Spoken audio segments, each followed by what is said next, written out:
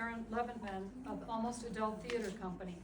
Aaron is a film and acting instructor at Santa Fe Community College, a private writing coach, an actor, a member of the Dramatists Guild of New Mexico, and those are just a few of the highlights of what Aaron does. He's also a film festival curator, which brings us to this evening's presentation.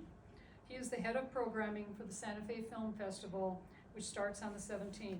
He has generously agreed to highlight some of the films and talk about how a film festival comes to be and why it's important to communities. Aaron? Thank you, that's perfect.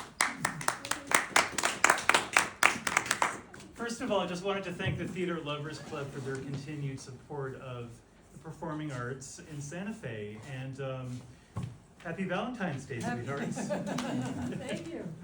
And what we're going to do today is I'm going to be talking a little bit, as Dory said, about film festivals, why film festivals exist, why they're important, how they're regrouping in the time that we're in right now, as live events are starting to come back and trying to figure out how to come back safely, and how the Santa Fe Film Festival fits into all of that.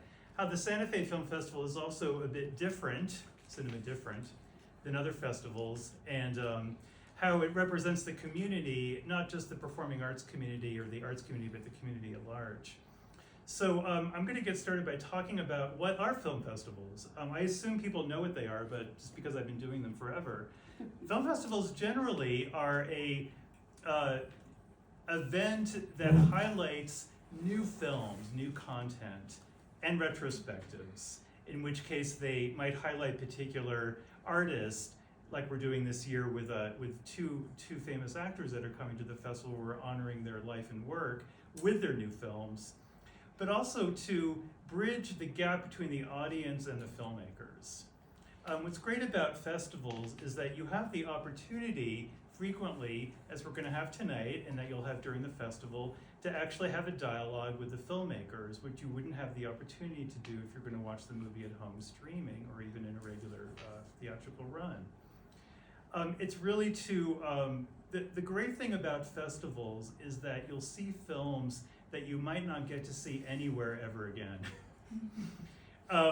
A lot of times festivals, there's a kind of culture that develops around certain films and they seem to be really popular, then you never see them again, and that's just the nature of distribution and the nature of the way that people are seeing films right now. It's very complicated. So festivals are a great opportunity to see films that you might not see anywhere else again. And the other great thing about festivals is the short form. We have two filmmakers today that are going to be talking about their film. Short films, festivals have a long history of honoring short works, because you also don't get to see short films a lot in theatrical releases. Now, because of streaming, there are opportunities to see short films, but you don't necessarily know they're out there or how to find them. So what I do in the festival is that I group together films with a common theme, so that when people see 6 or 8 short films in a program, there's a context by which to understand thematically how they're connected. We're going to be, today, I'm going to be talking about the Santa Fe Film Festival, some highlights. We're going to try to look at some trailers. We're going to do more than we have time to do in an hour. But I do want Chloe and Andrew to be able to talk to us about their film. We have an actor who's on standby on Zoom, Robert McKeon, who's featured in one of the films we're showing. And then we have the producer for the film that I think some of you are going to be going to see on Sunday, Midsummer Night's Dream in Prison. Mm-hmm. And so he's eagerly waiting to talk to us, and I told him we'll, sit in the waiting room on Zoom and we'll get to you as soon as we can. So let me talk about what the Santa Fe Film Festival offers. The mission of the festival is generally to bridge the gap between the industry at large and the local film community. Now, we have our own industry here, which is very Hollywood. But of course, it's different because of where we're located. And we frequently have a lot of productions that are shot here. Sometimes we have a lot of people from LA will come for productions that are happening here, but we have a lot of great local talent, as all of you know, because you all have been going to things in New Mexico. So it's really to bridge the gap between the Hollywood industry and what's going on in the New Mexico industry. And it's also primarily to focus on and highlight local talent, local filmmakers. We have a venue this year, the New Mexico History Museum, that came on as a sponsor. that is going to be designated just to showing local films. We also have local films playing in other places throughout the festival, but the History Museum is going to be showing all short films and features and documentaries, all either made in New Mexico or have some significant tie to the state. So I'm going to talk first about some of our highlights and talk about our opening night film. Now, the opening night film is always really important because it kicks off what the experience is going to be throughout the rest of the week. And so a lot of festivals like to show light films, comedies, so you can go to the party and be happy. I opted to show something a little more serious. It's a family drama called When Time Got Louder. And it does have a local connection because it stars Willow Shields, who is now a famous actress from Albuquerque. Willow Shields was in the Hunger Games when she was 11 years old. She is in a hit Netflix series called Spinning Out, which I'm a little obsessed with. And she's in this film, When Time Got Louder. The reason why the film was interesting to me is that it deals with caregiving among a brother and sister, a sister that is trying to come into her own recognition as a young woman about her sexuality and wanting to go to college while she has to take care of her autistic brother. It's about their close relationship and how she tries to find her individuality within that role. Two of my favorite actors are coming this year. Jacqueline Bisset, I've been going to see her movies since I was little. And she's 78, and I want to look like she does at 78. I want to look like she does now. She's in a new film called Lauren and Rose, which is loosely based on the relationship between, if people remember Karen Black, the actress, it's based on her later life relationship with a young gay director that was offering to give her last big part for reasons that if you see the movie you'll find out. It's a beautiful film, also brilliant acting and writing. And Jacqueline Bisset will be here with the co-star Kelly Blatz, and the director Russell Brown will be here. Jacqueline Bisset requested that we show an older film of hers called The Sleepy Time Gal. This is a movie that hasn't been seen in over 20 years since its initial release. It stars Martha Plimpton, Seymour Cassel, Phyllis Somerville, Amy Madigan, a lot of great actors, about a woman who's a radio show host and writer whose daughter that she gave up for adoption is trying to track her down as she's nearing the end of, as the mother's nearing the end of her life. I'm not giving anything away, you find this out at the beginning. And that's going to be at 1 p.m. at the Scottish Rite Temple.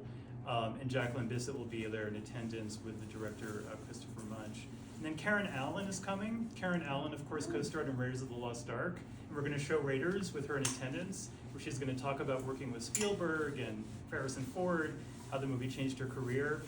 But she's in a new film called A Stage of Twilight, which is about a close relationship with her and her husband as the husband nears the end of his life and how they're going to spend their final time together. The movie is not depressing. It's really quite beautiful, inspiring, and even funny at times, and that's going to be Saturday the 25th.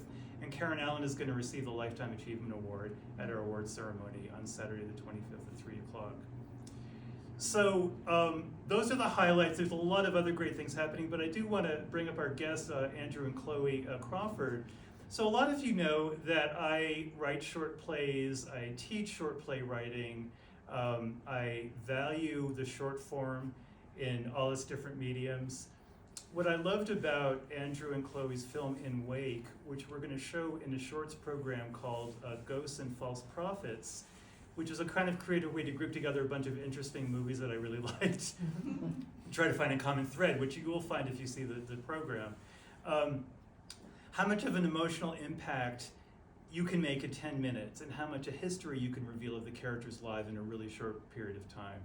So Andrew and Chloe, could you come up and talk a little bit about your film? I don't really know anything about you because I don't have a bio. I just know that you moved here recently. That's okay. We figured that. Are you guys married? Yes. Yeah. And their family, your kids are in the movie. Yeah. Right? Yeah. And they're great actors. 3 of our 5 kids. We have. We have 5. Oh wow. Yeah, we have 5 kids. We have 1 daughter in art college up in Denver, and then our 3 middle kids were in the movie. Our 2 teenage boys, and then our preteen daughter, and then we have a 5-year-old daughter who's well, she'll be an actress. She's a little ham. Well, we moved down here in August from Idaho. Oh. And we wanted a little bit better weather, and we wanted to Ha! Great, good luck with We that. told you. Well, this is what it looks like from mid-November till end of March in Idaho. Yeah. So it's It's much better. yeah, we're actually enjoying seeing snow again because we're down in Placitas and it's it Now- snows a little bit, but it's in and out. But You had said in your cover letter that you found out about the Santa Fe Film Festival and you like wrote, shot, and edited the movie in like a day or something, or a really short period of time. Yeah, 8 days. So Yeah. there's a short film that I've shot that I've been working on for a while, and we saw the Santa Fe Film Festival, and we were like, oh, that looks awesome. You know, you guys look like you put on a great show, and so we were like, is there any way, and my wife was like, is there any way we can finish it, because I'm the editor, before the festival? And I was like, no, it's such an intricate edit Yeah. that I was like, and there were some special effects and things, and I was like, I don't think I can get it done.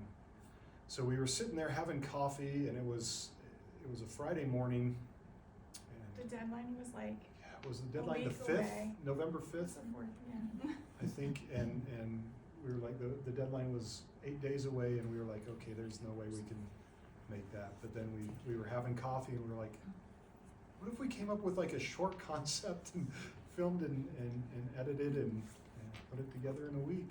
And so Using our own children and using our our own own property. children, yeah. His Are brand you new in- camera that he got. Are you in for- Santa Fe or Placitas? We're in Placitas. Placitas, okay. Yeah.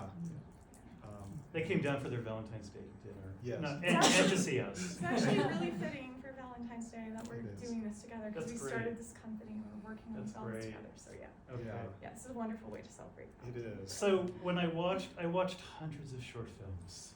I was gonna ask you, how many films did you have to watch? 606. Whoa.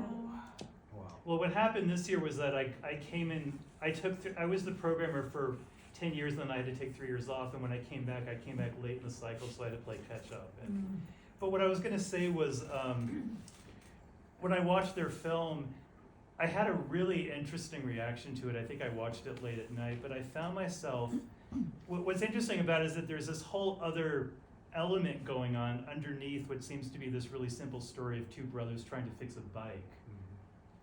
And I don't want to tell you if you ever get to see the movie, but there's a kind of suspense, an emotional suspense to the movie that I found myself, it was 10 minutes, and as the clock was ticking, there was like this thing that happens at the very end that I was really wanting to happen, and I was like, there's only another minute left, there's only another 30 seconds left, and so I found myself really involved in this little story, and it just shows you the power of what you can do in a short amount of time. So Thank you. yeah, and I hope that you get to see it. But the thing about festivals is that you're not going to get to see everything. What's the name of the film again? In Wake, In Wake. and it's an interesting title.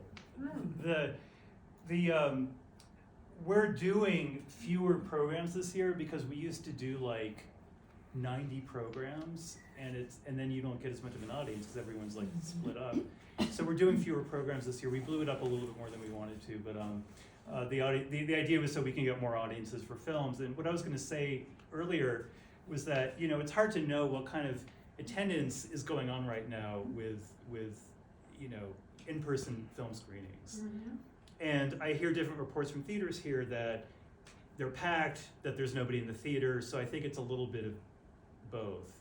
So I think this year for me is going to be an experiment. I haven't been to a movie in a theater in 3.5 years. I used to go every week since I was 5. So, and I think that just shows you a lot of movie theaters are closing in Santa Fe and around the country.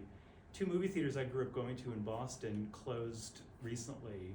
That just was a telling sign. Boston's a big movie town. So my point is that festivals are another way to get people going back to the theaters because it's an experience that you can't really do virtually in the same way. I did go to South by Southwest virtually in 2021, and it was great because they set up all these online platforms where you could chat with people, but it's also a little distancing, and so we're really lucky to have an in-person event this year, and I hope that people will support it, and so far it seems like they are. So it depended on the person. The most dramatic thing that happened, if I could use that word, please. was that with Midsummer Night's Dream, the families of the actors started coming to the plays. along with other people from the outside. Wonderful. This became a monumental event for the men who live, you know, very isolated world, and, you know, sometimes like their sister would come to the play who had never visited them in prison, or other people who hadn't come to see them came for the first time to see them in a play. And after the plays were over, what would happen would be, there would just be a rush between the audience and the actors, and it would just be hugs, you know. It was what I came to call the nonstop love-in. And so that was the part of the whole program that surprised me. I didn't expect it. But somehow Theater in the Prison created a space where it was possible for people to actually love each other.